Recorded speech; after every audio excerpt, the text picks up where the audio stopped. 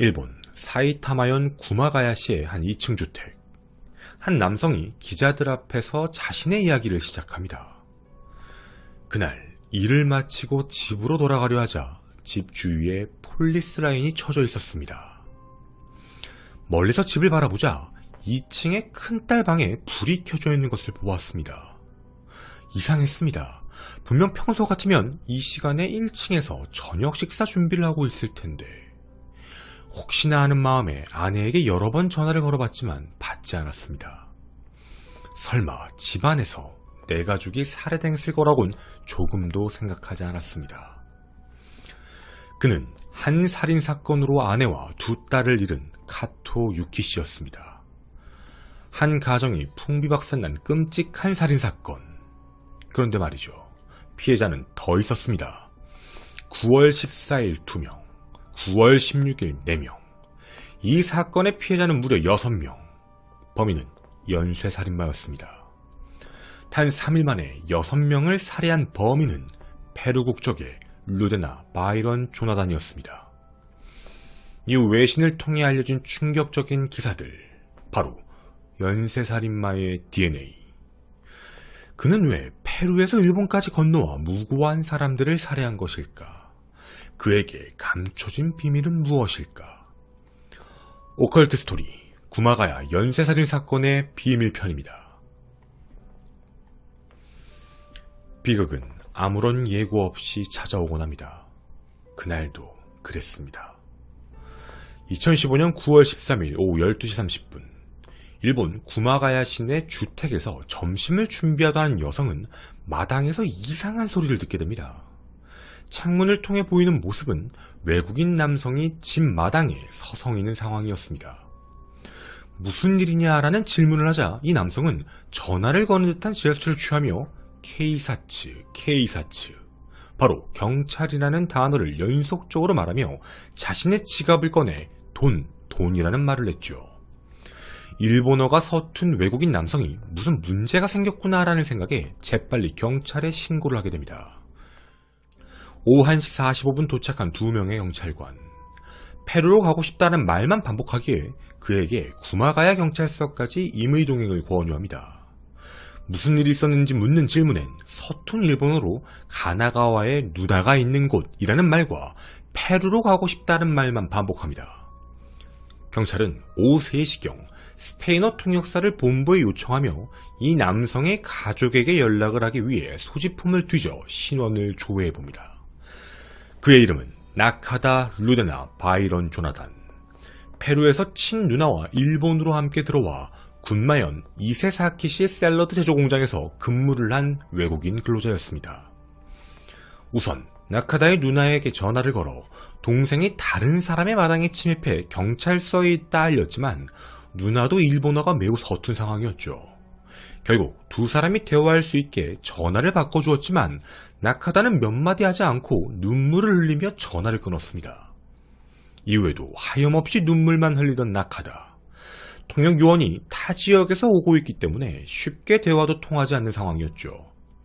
1시간 30분이 지났을 무렵 담배를 피고 싶다고 말하는 나카다를 데리고 진정시킬 필요가 있다라는 생각에 한 명이 임의동행의 흡연구역으로 이동합니다.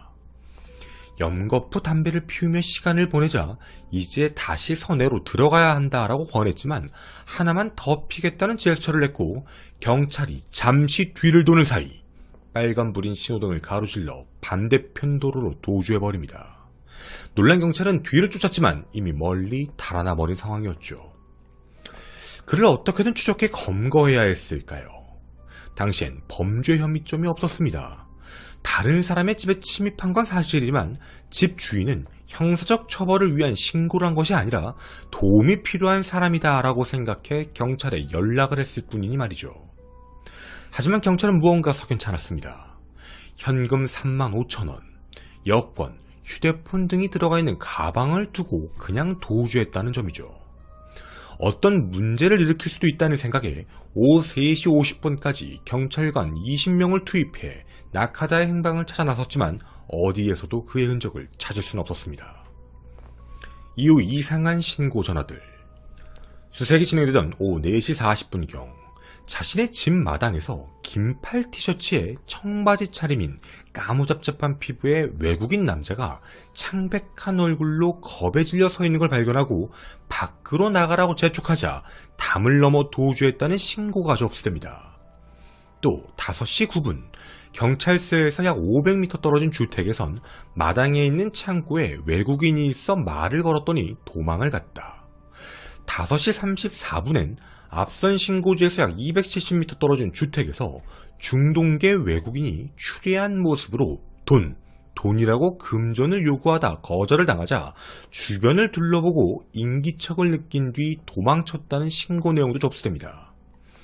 경찰은 외국인이라고 하는 걸 보아 낙하다일 확률이 높다 판단해 신고지 인근을 집중 수색합니다. 오후 6시 40분부터는 경찰견까지 투입해 뒤를 쫓기 시작했음에도 결국 오후 8시 40분까지 낙하다를 발견하지 못해 수색을 종료하지요. 일본어를 못하는 한 외국인의 단순한 해프닝이었을까? 신분증도 돈도 없는 상황에서 누군가의 신고가 걸려올 것이라고 일본 경찰은 안일하게 생각했습니다. 사건 발생. 그런데 다음날 14일 저녁 충격적인 사건이 발생합니다. 친구와 남편이 살해를 당했다. 단순 침입사건이 아닌 살인사건 신고였습니다. 구미가야시 미루초우의 한 주택에서 부부가 살해된 채 발견된 것입니다. 신고자는 피해자 부부 중 아내의 친구로 항상 산책을 같이 하는 사이라 오늘도 산책을 하자라고 오후 5시경 메시지를 보냈는데 답이 없었습니다.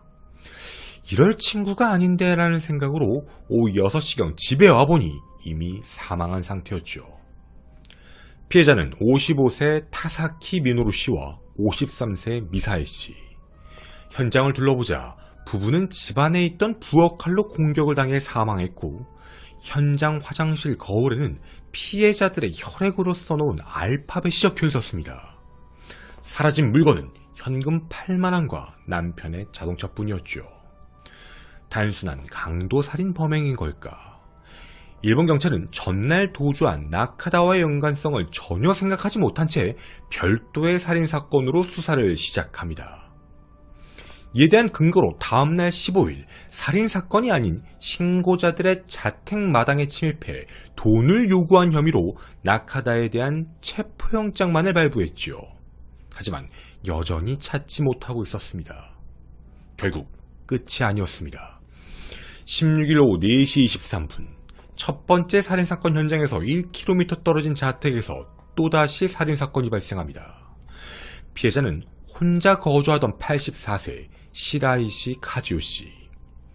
첫 번째 사건의 피해자들과 상흔 모양이 같은 것으로 보아 동일 범행 무기로 판단했고 피해자의 시신은 욕조에서 발견되어 살해 최초 현장을 찾기 위해 루미놀 검사를 해본 결과 거실에서 다량의 혈흔이 검출되어 최초 살인 장소는 거실이었으며 시신을 숨기기 위해 욕조로 옮기고 바닥에 핏자국을 닦았다라는 판단입니다.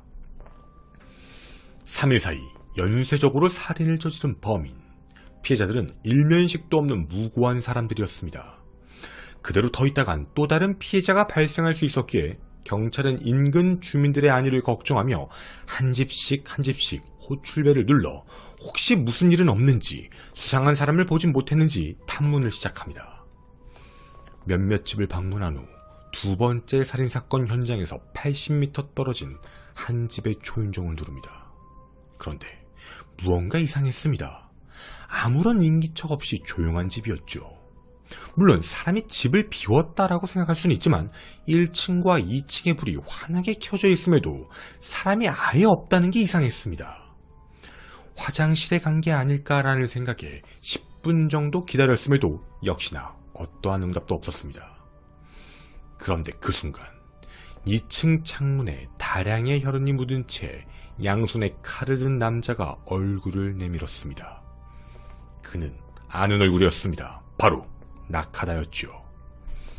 경찰은 칼을 버리고 진정해라 라고 말했지만 무언가에 홀린 듯 허공을 바라보며 중얼거리더니 극단적인 선택을 하려는 양 손목을 긋고 창문 밖으로 뛰어내렸습니다. 이 현장은 인근 주민들에 의해 전부 촬영되어 전국으로 퍼져나갔죠. 바닥에 떨어진 나카다에게서 칼을 빼앗고 급히 병원으로 이송시켰습니다. 경찰은 간절히 바랬습니다. 나카다가 들어간 그 집에 아무 일이 없길. 하지만 그 기도는 무참히 비껴나갔습니다. 1층 옷장엔 수에 칼에 찔린 채 사망한 어머니 41세 카토 미야코 씨를, 2층 드레스룸에선 10살 미사키 양과 7살 하루카 양을 발견합니다. 더욱 충격적인 것은 고작 10살밖에 되지 않은 미사키의 양팔을 끈으로 묶고 입에 접착 테이프를 붙인 뒤 살해 전후 속옷에 책을 묻히고 다른 반바지로 갈아입혀 놓았던 겁니다. 학교에서 돌아오는 딸을 기다리다 나카다에게 먼저 살해당한 후 집으로 귀가하는 아이들을 차례대로 살해한 나카다. 병원으로 이송된 나카다는 추락으로 인한 두개골 골절로 의식불명에 빠졌지만 8일 만에 의식이 회복되어 10월 8일 퇴원하게 되었습니다. 그리고 본격적인 수사가 시작되었죠. 경찰은 세 사건 모두의 범인을 나카다로 지목, 살인 및 사체유기 혐의로 그를 검거합니다. 하지만 나카다는 모든 혐의를 부인했습니다. 경찰이 판단한 나카다의 범행 행적은 14일 부부를 살해하고 난 직후 남편의 차량을 목격한 사람들부터 집중합니다. 일방통행도로를 역주행해 200m 떨어진 주차장 방향을 향했다는 것이죠. 실제로 남편의 차량은 그곳에 주차되어 있었습니다. 또 주차장 근처에서 자전거를 도난당한 사람의 신고 전화가 있었는데 이 자전거가 2차, 3차 살인사건 인근에서 발견된 점으로 미뤄보아 나카다가 차를 빼앗고 도주한 후 아라카와 하천 부지 등에서 몸을 잠시 숨긴 뒤 자전거를 훔쳐 달아나 사건 현장으로 향했다고 판단합니다. 수많은 증거에도 불구하고 자신은 기억이 나지 않는다, 일을 하다 정신을 차려보니 병원이었다라는 이상한 진술로만 일관하는 나카다. 결국 사건 당시의 정신 상태를 조사하고 형사 책임 능력 유무를 판단하기 위해 정신감정을 시작합니다. 사이타마 지검은 2016년 5월 13일 사건 당시 피의자는 인지 능력에 문제가 없었다라고 판단, 그를 6명의 연쇄살인 혐의로 기소합니다. 재판. 심신상실. 형사 책임을 질 수 있는 상태가 맞는지 아닌지가 핵심 쟁점으로 붙은 살인사건. 무려 12번의 공판을 거친 논쟁이 시작됩니다. 2018년 1월 26일부터 첫 공판이 시작됩니다. 검찰은 돈을 빼앗을 목적으로 6명을 살해한 강도살인 혐의를 적용시킵니다. 발견하기 어려운 장소에 시신을 숨기거나 혈흔을 닦는 등 자기 방어적 행동을 해 위법적인 행동을 인식하고 있었으며 피해망상은 있었지만 환각이나 환청은 없었다는 것 해서 완전한 형사 책임 능력이 있다라고 바라본 것입니다. 최초 피해자 집 실내 등에 발자국도 존재하고 현장에 남겨진 사탕 등에 묻은 침 DNA까지 모두 피고인과 일치하는 점으로 미뤄보아 범인은 확실하다는 것이었죠. 한편 피고인이었던 나카다는 유족 방청석을 노려보거나 재판장이 기립을 하라고 해도 가만히 있는 이상한 태도를 보여 경고까지 받게 됩니다. 검찰의 공소사실 이후 재판장은 기소 내용이 틀림없는가라고 나카다에게 질문했더니 몇 분간 침묵 후 이런 대답을 합니다. 나도 컵을 머리 위에 올려놨어요. 이에 변호인 무라기 이치로는 사건에 대해 제대로 말할 수 없다, 범죄가 성립한다 하더라도 심신상실 상태, 즉 무죄다라고 주장을 합니다. 그 이후 공판에선 유족들의 이야기가 전해집니다. 절대 용서할 수 없다. 사람들이 고통스러웠던 것 그 이상으로 고통을 맛보게 해주고 싶다. 사형 그 이상의 판결이 있다면 그것을 바란다는 내용이었죠. 2월 9일 9차 공판, 나카다에 대한 질의가 있었습니다. 10분간 어떤 질문을 해도 말하지 못하고 고개를 숙이고 있었습니다. 일본에서 사람을 살해한 적이 있느냐라는 질문에도 스페인어로 기억이 안 나요 라는 말을 5차례나 되풀이했죠. 그런데 검사 측 증인신문에서 비슷한 질문을 하자 사람을 죽였다, 그런데 그건 내가 아니다 라는 답을 합니다. 검찰 측은 피고인이 사건 전에 주변에 깡패에게 쫓기고 있다라고 말했다는 점을 언급하고 당신이 본 깡패가 어떤 특징, 어떤 복장이냐라는 질문을 하자 내가 6명을 죽였다라는 말만 반복합니다. 이후 변호인 신문에서 당신이 아까 6명을 죽였다고 했느냐라고 다시 확인하자 내가 그런 말을 했느냐 기억이 나지 않는다라는 이상한 궤변을 합니다. 이후 그 문화는 나에게 아무래도 좋다. 나는 귀가 들리지 않고 눈은 하나밖에 없다. 이가 없다. 인육을 먹었다. 고양이가 나에게 말을 했다. 천사가 떨어졌기 때문에 이명이 들렸다. 질문과 전혀 상관없는 이상한 대답을 반복합니다. 기소 내용에 대한 모든 내용은 침묵을 했지요.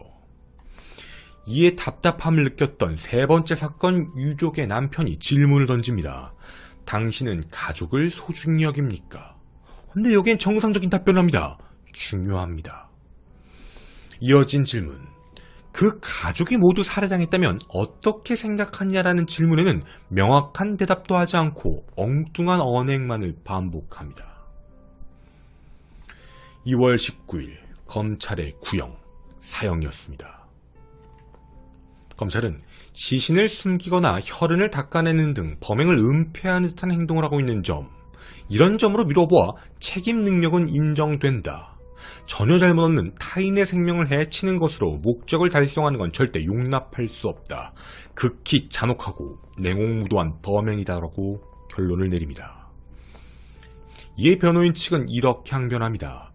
검찰은 피해자들에 대한 강도살인죄를 주장하고 있지만 피해자들 집에 들어간 것은 피고인이 쫓기고 있다는 망상으로 인해 추적자를 피하기 위해 집에 들어간 것이 더 자연스럽다는 것이죠.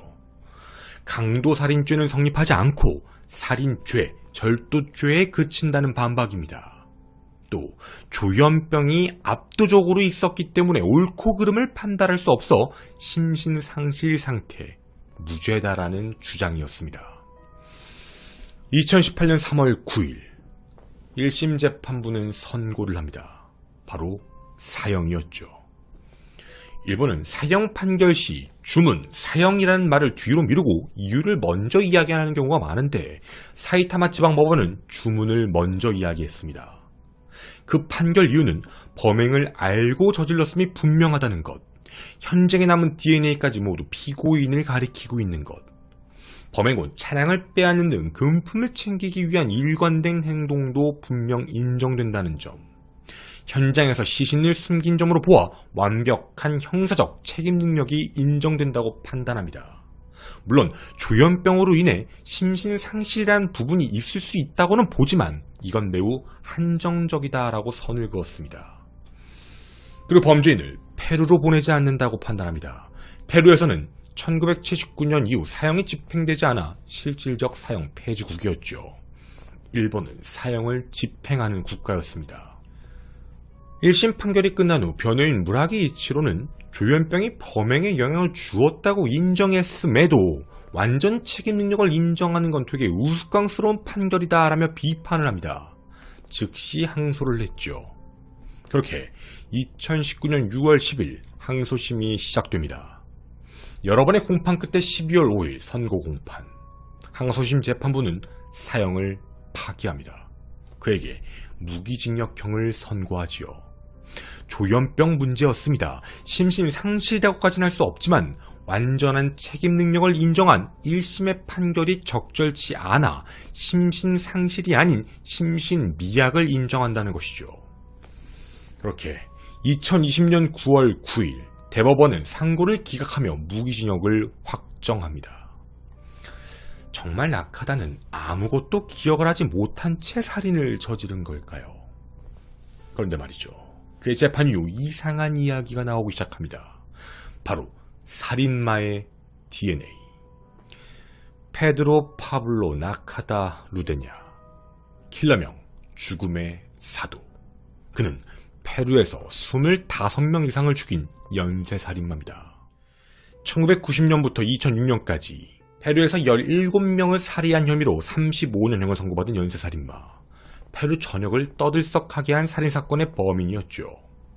1990년 군 입대 2달 만에 전역 처분을 받았습니다.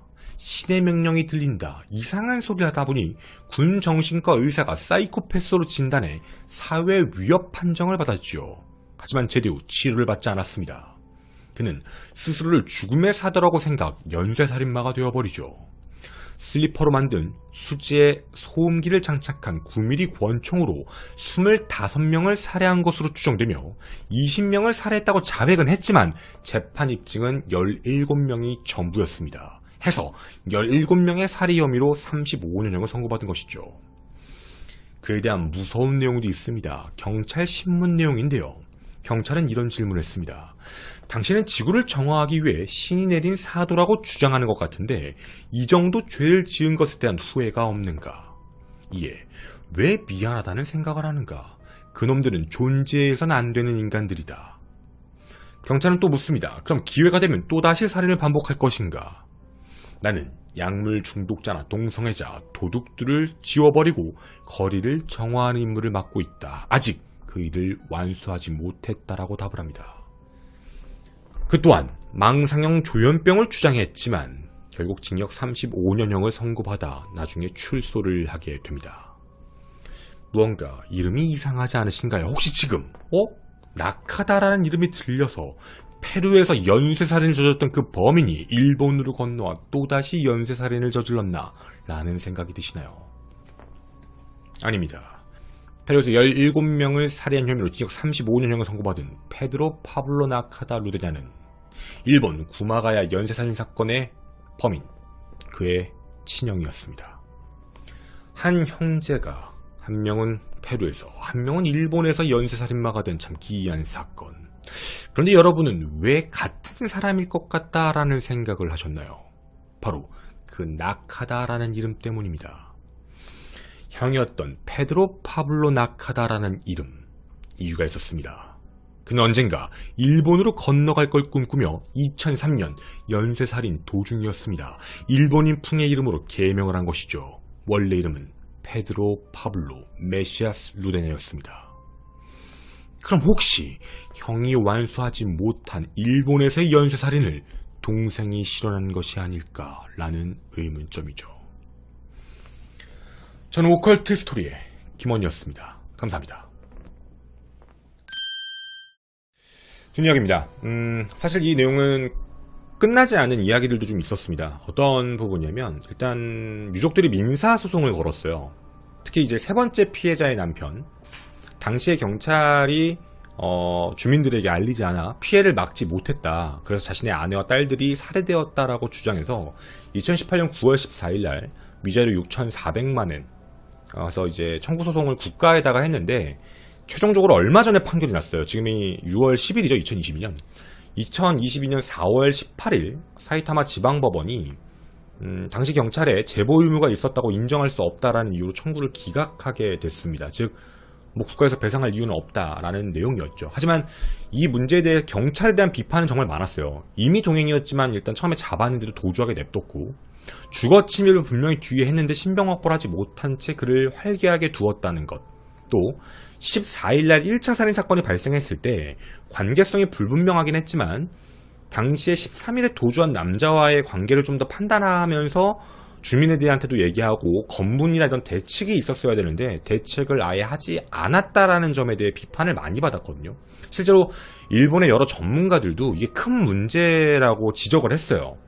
그러니까 놓치지 않았으면 발생하지 않았을 텐데 왜 제대로 쫓지 않았느냐라는 내용이었죠. 근데 물론 이거에 대해서 경찰 쪽의 입장은 쫓을 수가 없었다.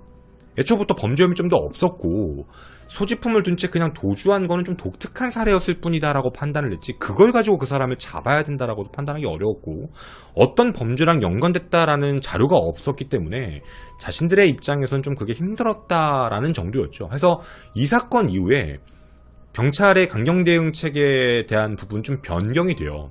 일단 아까 통역사가 되게 오래 걸렸다고 했잖아요. 통역사라도 빨리 불렀으면 좋았을 텐데였는데 일본어 통역사가 뭐 전국에 배치가 되어 있는 게 아니라 이렇게 불러서 오래 걸린다고 해요. 그래서 이제 통역사를 빨리 배치하는 것, 그리고 이런 의심 사안이 있게 되면 통신하고 경찰이 바로 연결을 해서 빨리빨리 보고하는 것, 그리고 시설 정비도 하고 이런 사건이 발생하면 주민들에게 빨리 알려서 주의를 주는 것, 뭐 이런 내용들로 많이 변경이 됐다라고는 합니다. 그래서 2016년 1월 4일부터 일본은 강력 사건이나 좀 수상한 사람들의 정보가 있으면 트위터를 통해 빨리 알리는 방식을 시작했다고 해요. 최대한 빨리 알려주려고.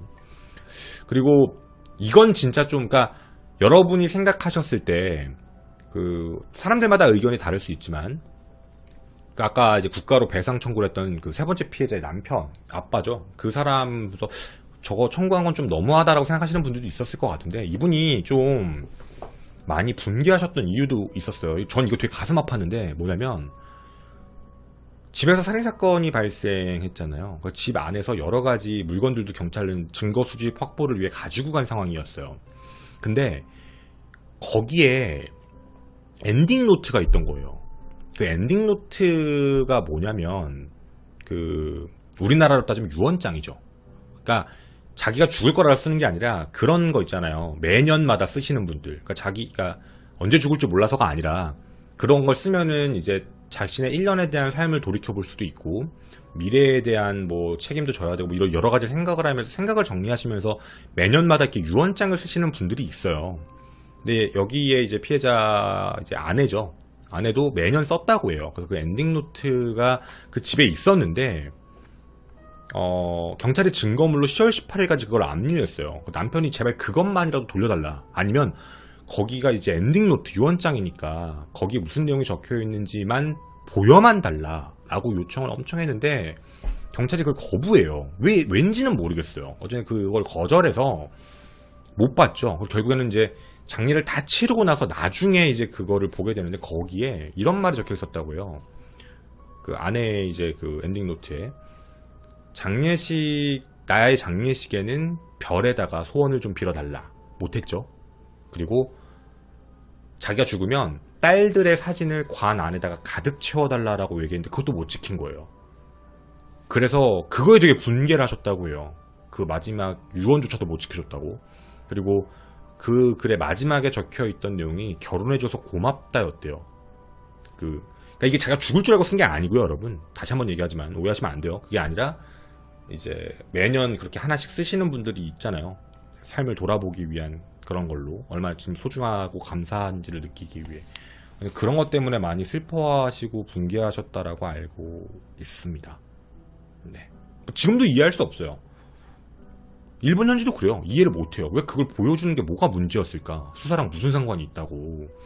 피해자였는데 유족이 원했는데 어쨌든 뭐 그런 문제가 껴서 있던 얘기도 이제 뒷이야기로 전해드렸습니다. 그리고 이제 아까 앞에 나온 내용 중에 좀 놀라셨을 내용이 형제에 대한 이야기였잖아요. 그래서 이제 연쇄살인마의 DNA가 있는 것인가에 대한 이야기들이 되게 많았는데 좀 딥하게 얘기를 드리면 페루에서 형이 연쇄살인을 저지르고 있을 때 그때 동생이 그 장면을 목격했대요. 그 장면을 보고 뭐 정신적으로 충격을 먹었고 이 집안의 가정 환경이 되게 개판이었나봐요. 예를 들면 아빠도 되게 폭력적이었고 뭐 키우던 개 장기를 꺼내어서 막 집에 갖고 들어온 경우도 있고 그리고 그 큰 누나가 있었대요. 친누나 중에 큰 누나, 제일 큰 누나. 근데 그 친누나가 그 동생 남자아이를 막 성적으로 학대를 했다고 해요. 뭐 그런 경우들도 있었고 그리고 그 이후에 자살을 했대요.